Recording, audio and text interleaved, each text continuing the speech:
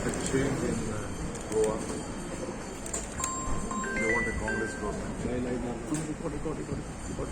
think well matured voters. Shivakumar.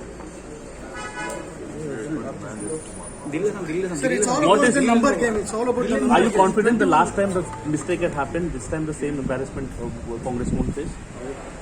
All our candidates have pledged their loyalty.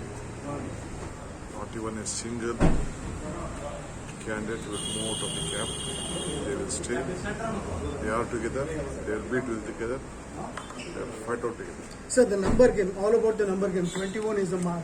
Last time, even though you had, you were the larger party, but you did not form the government, and BJP formed the government. This time also, CM is so confident, and he went to Delhi, he came back and he's saying that he'll form the government here. We don't want to discuss on any other party issues or whatever they are doing.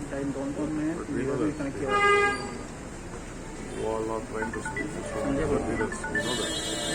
But nothing will happen. Is Congress worried about poaching, you have sir? been Congress's go-to man, basically the man Friday. And are you been put up over here to ensure the same kind of mistake that happened last time doesn't happen? All of us, we are just a lot of our leaders have come to